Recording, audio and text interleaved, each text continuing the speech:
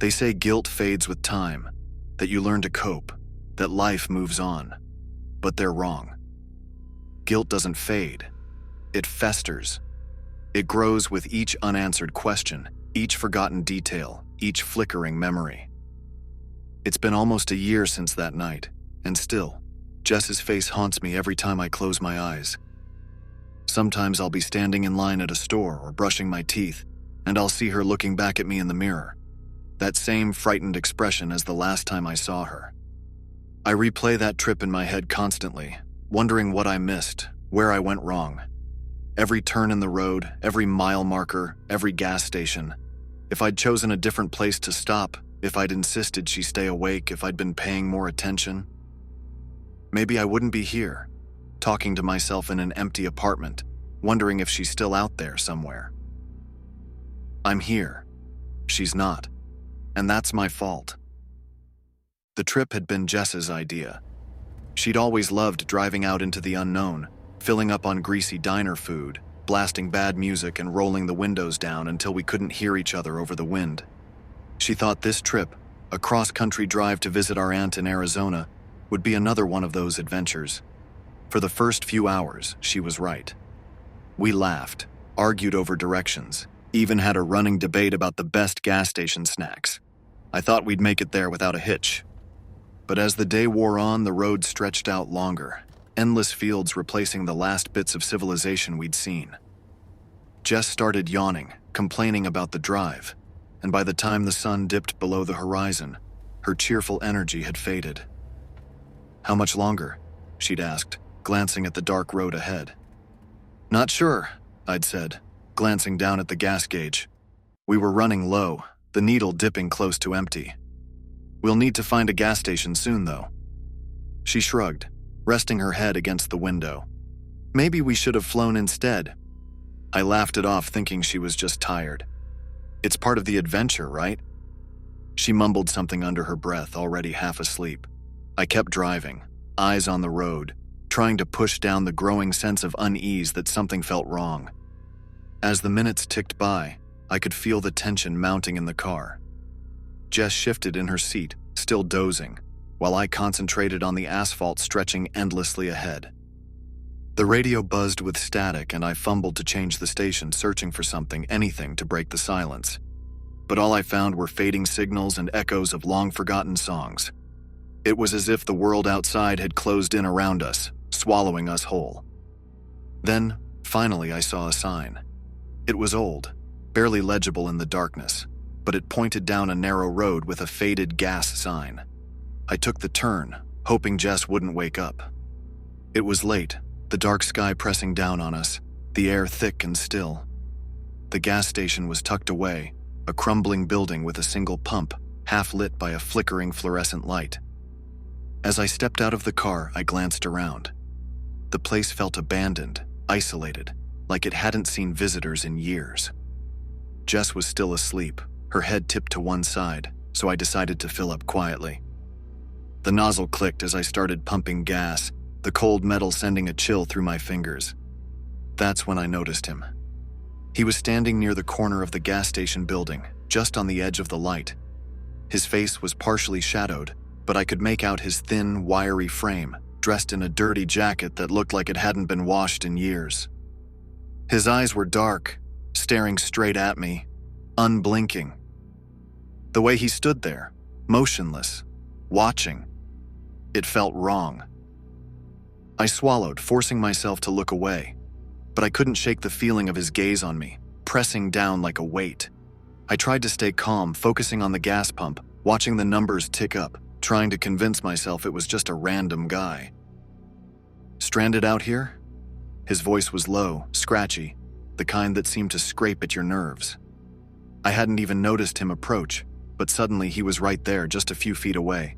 Too close. Yeah, just passing through," I mumbled, keeping my eyes on the pump. My heart raced, and I could feel a prickling sensation creeping up my back. He chuckled, a dry, humorless sound. "Got stuck out here myself a few days ago. Ran out of gas. You wouldn't happen to have room for one more, would you?" I froze, every instinct screaming to say no. I thought of Jess, asleep in the car, unaware of the man's presence. I didn't want him near her, near us. We're not really heading anywhere, near here. Sorry, I stammered, hoping he'd take the hint. The man's eyes narrowed, his smile fading. There was something in his expression, a sharpness, a flicker of anger that made my throat tighten. You sure about that? His tone was calm, almost friendly, but there was an edge to it. I forced a tight smile, nodding. Yeah, really sorry, man. For a moment he just stared, his gaze heavy, unblinking. Then he stepped back, his lips curling into a smile that didn't reach his eyes. All right, you take care now. His voice was low, almost a whisper, but the way he said it sent a chill through my body. I finished pumping the gas as quickly as I could, my hands shaking. I kept my eyes on the man, half expecting him to make a move, but he just stood there, watching me with that unsettling smile. I slid back into the driver's seat, heart pounding, and started the engine. Jess stirred, her eyes blinking open, groggy and disoriented. What's going on? She mumbled.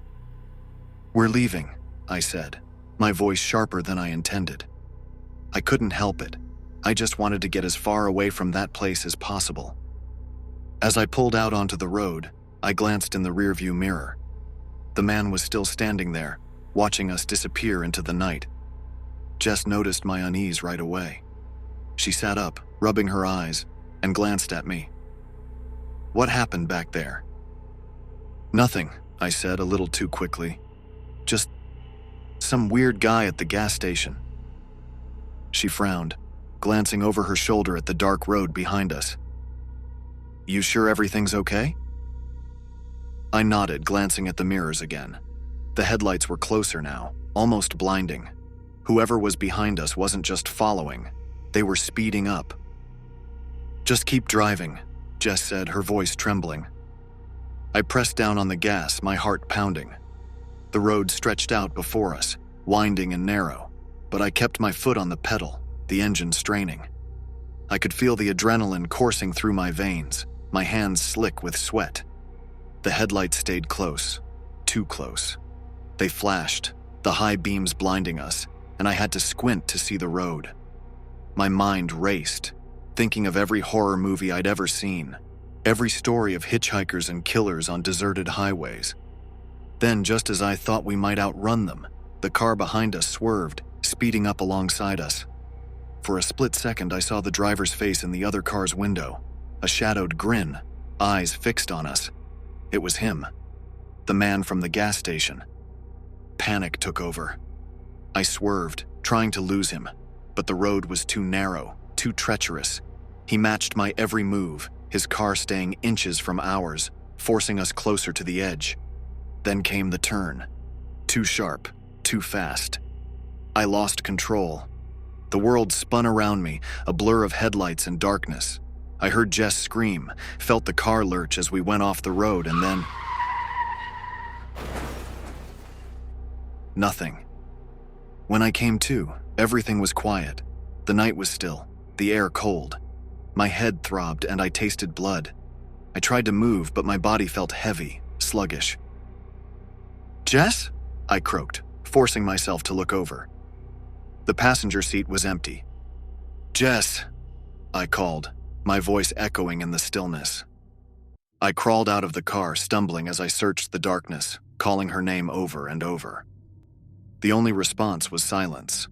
The car was crumpled, the hood smoking slightly, the headlights dimmed. I moved around the wreck, scanning the area, my heart pounding in my chest. Jess! I shouted again, panic rising in my throat. I had to find her. The night felt suffocating, the shadows stretching around me like fingers. I stumbled into the trees lining the roadside, calling her name, praying she'd answer. Each step felt heavier than the last, the underbrush snapping beneath my feet as I pushed further into the darkness.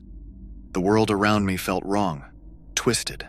I could hear the faint rustle of leaves, the distant hoot of an owl, but Jess's voice was absent, swallowed by the night.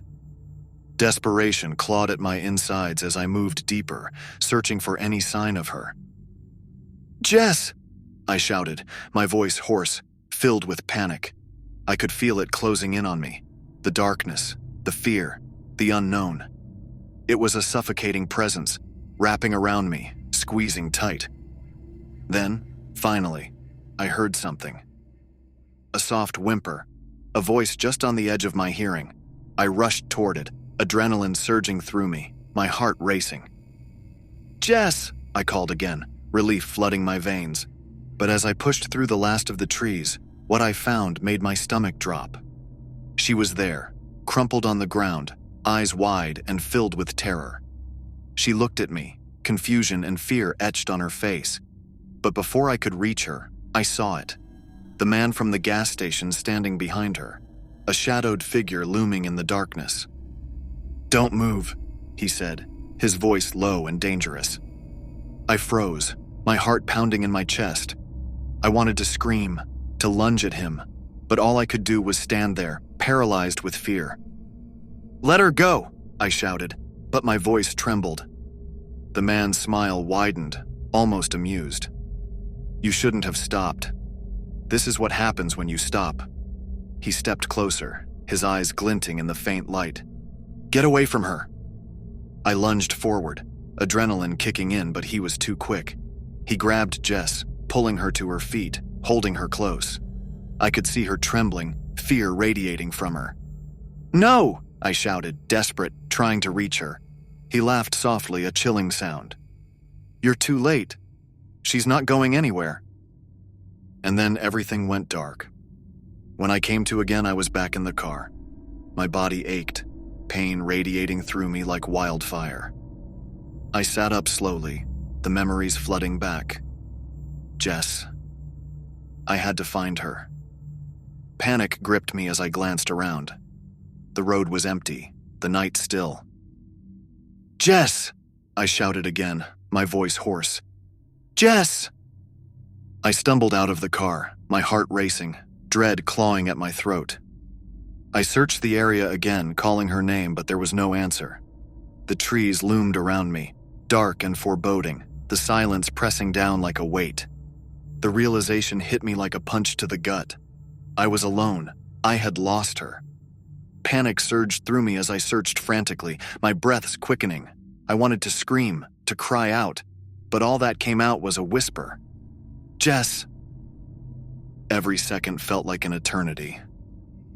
I staggered back to the road, eyes wide and searching, hoping against hope to see her figure step out of the shadows.